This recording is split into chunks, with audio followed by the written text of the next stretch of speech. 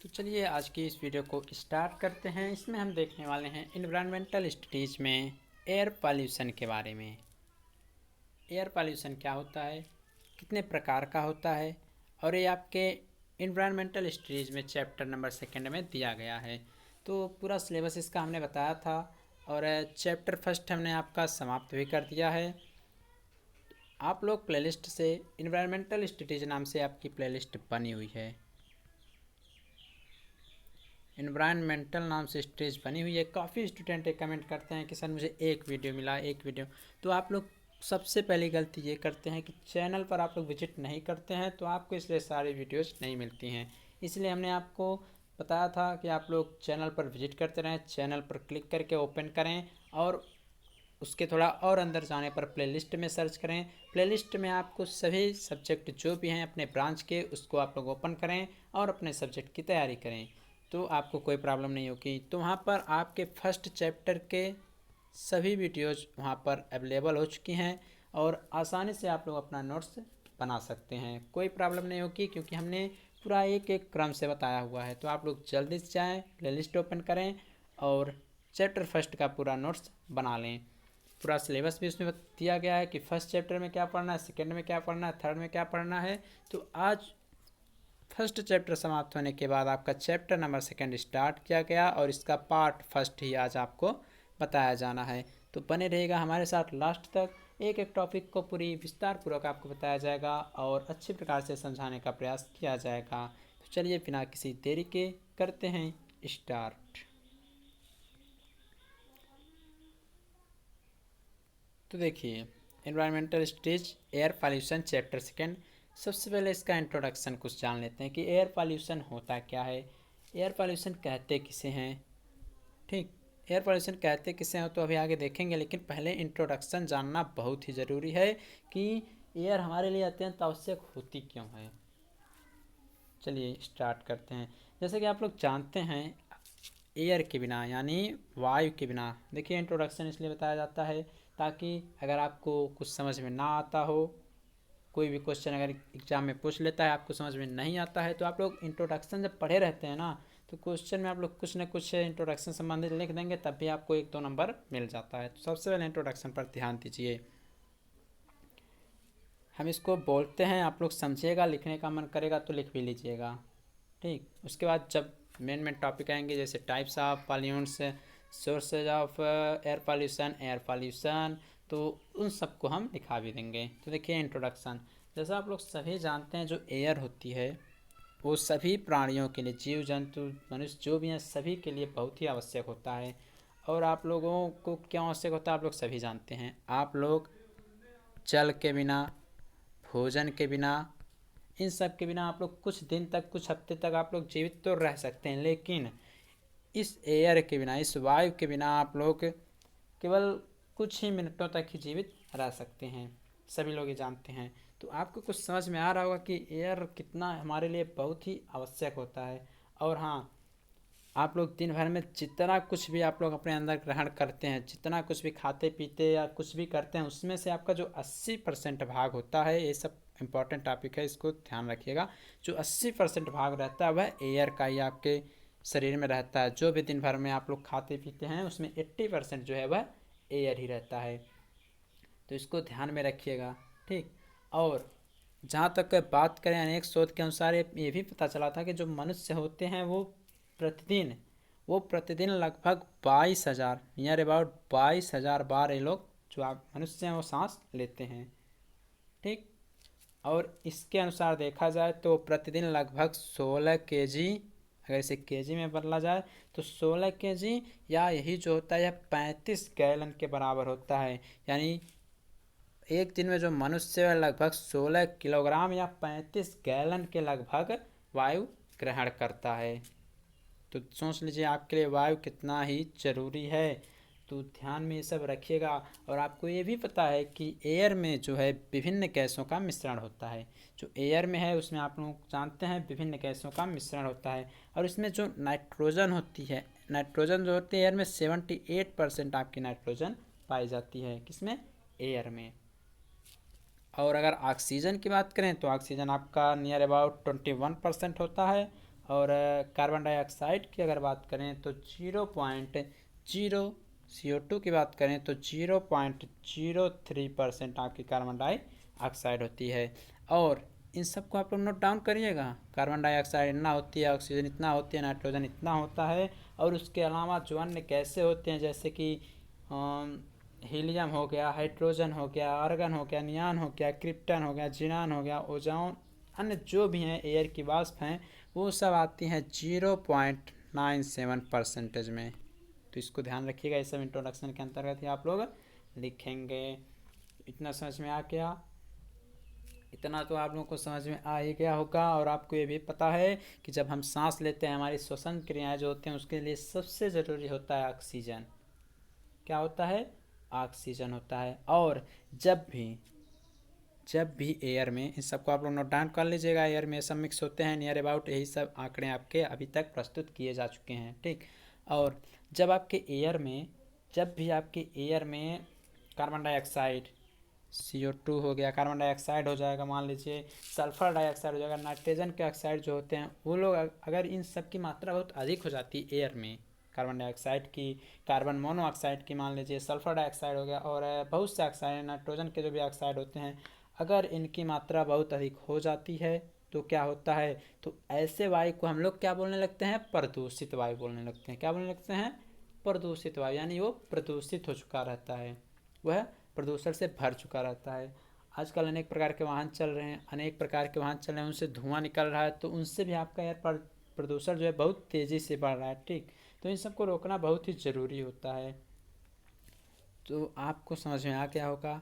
Introduction हमने पूरा दे दिया कि इंट्रोडक्शन एयर के बारे में हमने दे दिया कि कितना हमारे लिए ज़रूरी है, और हमें लोगों की गलती की वजह से एयर जो है वह प्रदूषित हो रही है। तो हमें लोग उसे कंट्रोल भी कर सकते हैं। वनों की कटाई भी लगातार की जा रही है, तो उससे भी आपके एयर पॉल्यूशन पर प्रभाव पड़ता है, ठीक। पेड़ पौधे नहीं रहेंगे, ऑक्सीजन की कमी होने लगेगी, तो उन सब से भी आपका जो एयर पॉल्यूशन है वह बहुत तेज़ी से बढ़ रहा है। तो इन सब पर कंट्रोल करने के लिए सरकार अनेक अनेक उपाय कर रही है, लेकिन फिर भी कंट्रोल नहीं कर पा रही है। इन्हीं के कारण जो आपका ओजोन लेयर होता है, ओजोन परत है, उसमें भी छिद्र हो चुका है। तो उससे भी जो परावैंगनिक किरणें होती है सूर्य की, ओजोन लेयर जो है वह सूर्य की परावैंगनिक किरणों को रोकता है पृथ्वी पर आने से, लेकिन उसमें भी छिद्र हो चुका है। किसके कारण? प्रदूषण के कारण ही, और सब हुआ है एयर पॉल्यूशन के कारण। तो यही सब होता है इंट्रोडक्शन में। तो इन सब को ध्यान में रखेंगे तो अगर आपके एग्ज़ाम में आ भी जाता है तो आप लोग आसानी से लिख लेंगे। तो इंट्रोडक्शन हो चुका है यहाँ पर, और बहुत सारी बातें हैं, तो जो इम्पोर्टेंट कुछ थी उसको हमने बता दिया इसमें। चलिए अब देखते हैं आगे, एयर पॉल्यूशन होता क्या है, एयर पॉल्यूशन कहते किसे हैं, वायु प्रदूषण कहते किसे हैं। तो देखिए हमने तो बता दिया वायु प्रदूषण कहते किसे हैं। अनेक प्रकार की गैसें मिश्रित हो जाती हैं, जल हमारा दूषित हो जाता है, उसे वायु प्रदूषक भी बोल सकते हैं। लेकिन एक अलग कंडीशन में अगर बोलें, अनेक अनेक जो थे, WHO यानी विश्व स्वास्थ्य संगठन जो था, उसने अपनी भाषा में कहा था कि वायु प्रदूषण एक ऐसी परिस्थिति होती है जिसमें वायुमंडल में ऐसे पदार्थ एकत्रित हो जाते हैं जो मनुष्य एवं उसके पर्यावरण के हानिकारक होते हैं। क्या कह रहा है WHO यानी विश्व स्वास्थ्य संगठन के अनुसार? जो आप लोग जानते हैं स्वास्थ्य संगठन पूरे देश के जो जैव हैं, मतलब जैविक कण हैं, उन सब के लिए कंट्रोलिंग ही करता है WHO। सब कुछ अब प्रेजेंट टाइम में आपका कोरोना काल चल रहा है, तो सब आंकड़े इसी के अनुसार ही आपके दिए जाते हैं, ठीक। तो WHO के अनुसार, जो WHO ने अपनी परिभाषा दी है, उसने ये कहा है कि जब एयर में कोई ऐसे बाह्य एलिमेंट यानी कुछ अनावश्यक पदार्थ जब एयर में मिक्स हो जाते हैं और वो एयर मनुष्य को और उसके पर्यावरण को जब नुकसान पहुंचाने लगते हैं, तो उसे हम वायु प्रदूषण कहते हैं। ये कहा है विश्व स्वास्थ्य संगठन यानी WHO के अनुसार ये कहा गया है, ठीक। अभी डिफिनेशन आपको स्क्रीन पर दिखा देंगे, लेकिन पहले सुन लो, और आप लोग सुन लीजिए और ध्यान से इसको एनालिसिस कीजिए।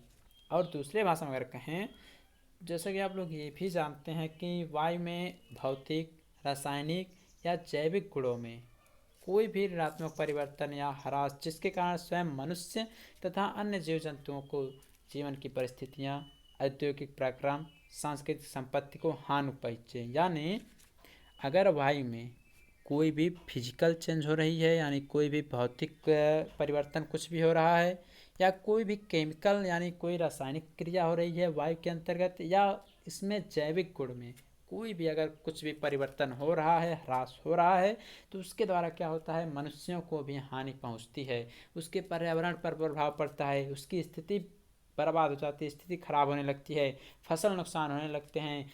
किसके कारण?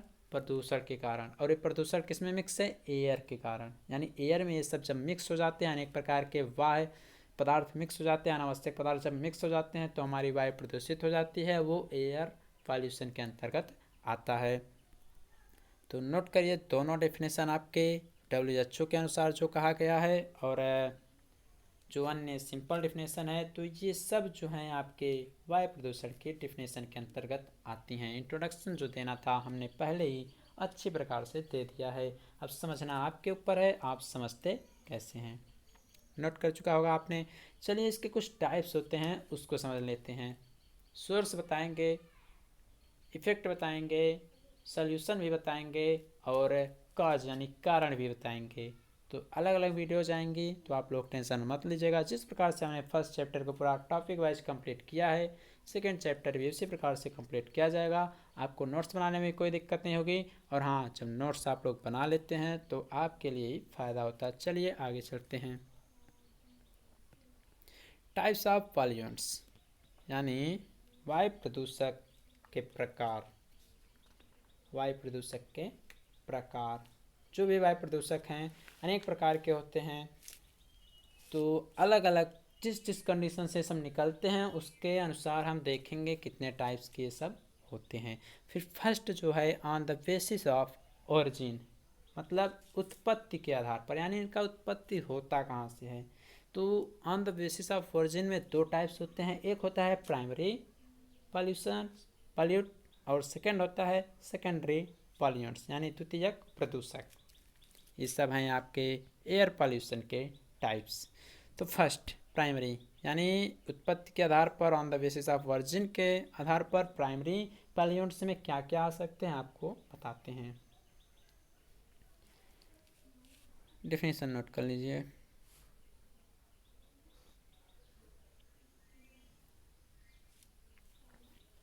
डेफिनेशन नोट कर लीजिए, नोट्स में भी लिख लीजिएगा और इसको हम समझाते हैं। देखिए डेफिनेशन में क्या लिखा था, आप लोग अपने नोट्स में देखिएगा।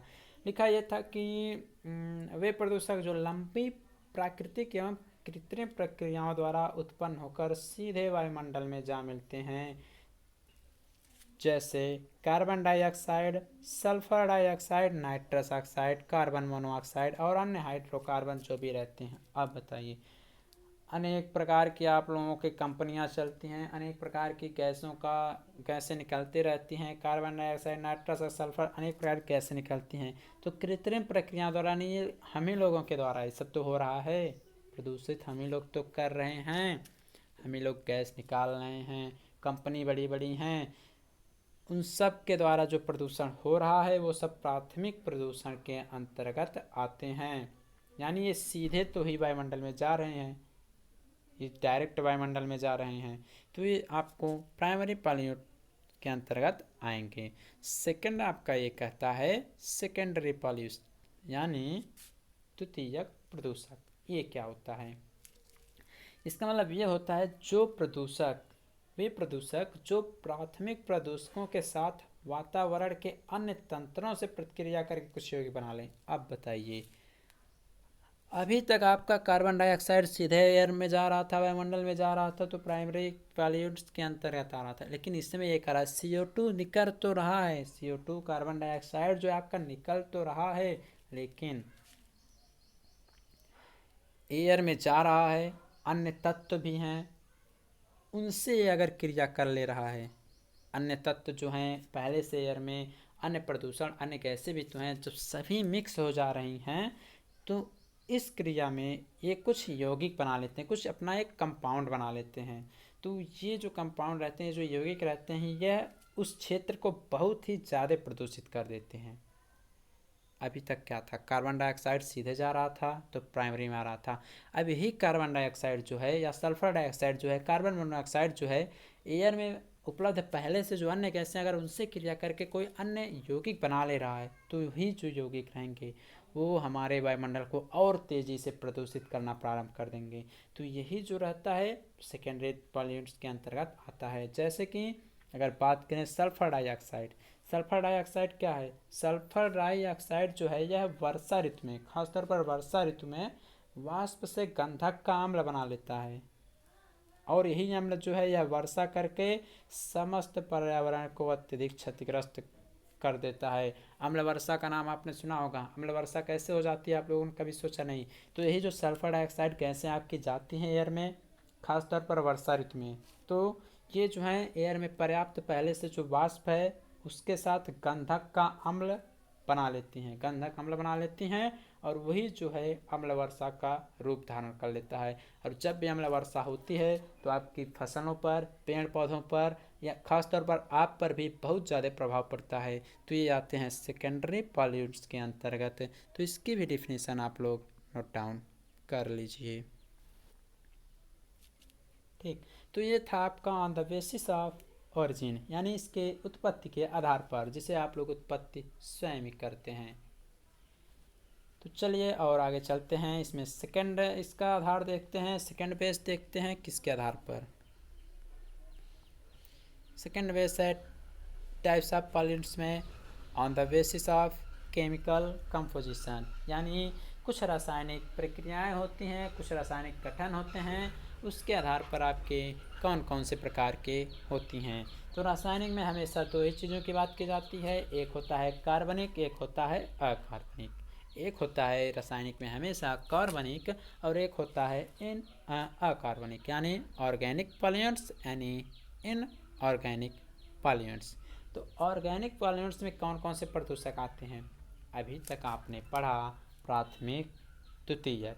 तो प्राथमिक में आपके सल्फर डाइऑक्साइड, नाइट्रस जो भी है वो डायरेक्ट जाते थे, और द्वितीयक में ये पढ़ा कि वो जाते तो थे लेकिन अन्य जो पहले से पर्याप्त वाष्प है या कुछ गैसें हैं उनसे क्रिया करता था तो सेकेंडरी के अंतर्गत आता था। अब उन्हीं सभी गैसों को हम अलग अलग भागों में बांट देते हैं जो कि आता है केमिकल कंपोजिशन के अंतर्गत। तो सबसे फर्स्ट में आपका पढ़ना है ऑर्गेनिक पॉल्यूएंट्स। तो इसमें वे गैसें आती हैं जैसे कि आप लोगों का कार्बन हो गया, हाइड्रोजन हो गया, ये सब आपके आते हैं कार्बनिक प्रदूषण यानी ऑर्गेनिक पॉल्यूएंट्स के अंतर्गत। इसमें एक परागकण भी होता है। ठीक, तो ये सब आपके आ गए ऑर्गेनिक पॉल्यूएंट्स के अंतर्गत। बस इसके सामने लिख दीजिएगा। अब सेकंड आपको पढ़ना है क्या? इनऑर्गेनिक। इसमें बी वाला भी पढ़ना है इनऑर्गेनिक। तो कार्बनिक पढ़ा तो अकार्बनिक भी पढ़िए। अकार्बनिक में जैसे आपका नाइट्रोजन हो जाता है, जो नाइट्रोजन गैस एयर में जाती है, सल्फर हो गया, और धातु के अनेक छोटे छोटे कण जो होते हैं। अब ये तो है नहीं कि आपका जो धातु के कण हैं वो भी आपके एयर में उपस्थित होते हैं, वो भी प्रदूषित करते हैं आपके वायुमंडल को। तो ये हो गए इनऑर्गेनिक पॉल्यूएंट्स के अंतर्गत। अब चलिए थर्ड बेस जो है उसका वो है on the basis of form of pollutants, यानी प्रदूषक स्वरूप के आधार पर, यानी प्रदूषक के रूप के आधार पर कि प्रदूषक कितने रूप से हो सकते हैं, प्रदूषक कितने रूप से हो सकते हैं, प्रदूषक का रूप कौन कौन सा होता है। तो फर्स्ट आता है इसमें सस्पेंडेड पार्टिकुलेट मैटर। इसका मतलब ये होता है सूक्ष्म लंबित कण। हिंदी में लिख लीजिएगा, सूक्ष्म लंबित कण। आप लोगों को पता है एयर में अनेक बहुत ही छोटे छोटे कण उपस्थित रहते हैं। उसमें आपके शीशे के भी कुछ कण उपस्थित रहते हैं लेकिन बहुत छोटे छोटे हैं जिसे आप लोग आंखों से नहीं देख सकते। तो वे भी हमारे वातावरण को प्रदूषित कर रहे हैं, जो इसे आप लोग बोल सकते हैं सस्पेंडेड पार्टिकुलेट मैटर यानी सूक्ष्म लंबित कण। यानी ये लोग भी आपके वातावरण को नुकसान कर रहे हैं। ये आते हैं प्रदूषक स्वरूप के आधार पर। इसमें सेकंड आता है इवेपोरेटिव यानी वाष्पीय, यानी वाष्प। आपका वाष्प जो है, वाष्पीय अवस्था जो है, उससे भी आपके प्रदूषण बहुत ज़्यादा होते हैं। कुछ भी चीज़ आप लोग गर्म करते हैं तो वाष्प जाती है। अगर वाष्प आपकी वायुमंडल में ना जाती तो आपके जो कार्बन डाइऑक्साइड हैं, सल्फर डाइऑक्साइड हैं, कार्बन मोनोऑक्साइड जो हैं वो जाके वाष्प से क्रिया नहीं करते हैं, और जब क्रिया नहीं करते तो यौगिक नहीं बनता, और यौगिक नहीं बनते तो आपके क्या होते हैं, वो द्वितीयक जो प्रदूषक होते थे वो उत्पन्न नहीं होते हैं। तो वाष्प भी एक प्रकार से वायुमंडल के लिए खतरा ही है। थर्ड आता है गैसियस पॉल्यूएंट्स, यानी आपने ये पढ़ा अभी अभी, गैसीय प्रदूषक अनेक प्रकार की गैसें जो हैं वो भी आपके इन्वायरमेंटल को नुकसान पहुंचा रही हैं। तो हमने अभी क्या बताया, प्राथमिक और द्वितीयक जो है मेन है, और उन्हीं से आपके अन्य बेस बनाए गए हैं। ठीक, तो अभी अभी आपने गैसों के बारे में पढ़ा, तो देखिए यहाँ गैसियस पॉल्यूएंट्स आ गए, यानी गैसीय प्रदूषक आ गए। तो ये लोग जो है बहुत ही प्रदूषण कर रहे हैं आपके वायुमंडल में, वातावरण में। तो ये थे आपके टाइप्स, एयर पॉल्यूशन थे, इंट्रोडक्शन था, टाइप्स हो गया। तो अन्य जो वीडियोज आएंगे भी उसमें सोर्स के बारे में बताया जाएगा, नियंत्रण बताया जाएगा, जो भी हैं जितनी वीडियोज बनानी पड़ेंगी सब बनाई जाएंगी, और आपको विधिवत तरीके से बताने का प्रयास किया जाएगा। तो गाइस आज की अपनी पारी को यहीं पर देते हैं विराम। आज के लिए इतना ही। स्टडी करते रहिए और अच्छे मार्क्स लाइए, अच्छे से स्टडी कीजिए। धन्यवाद।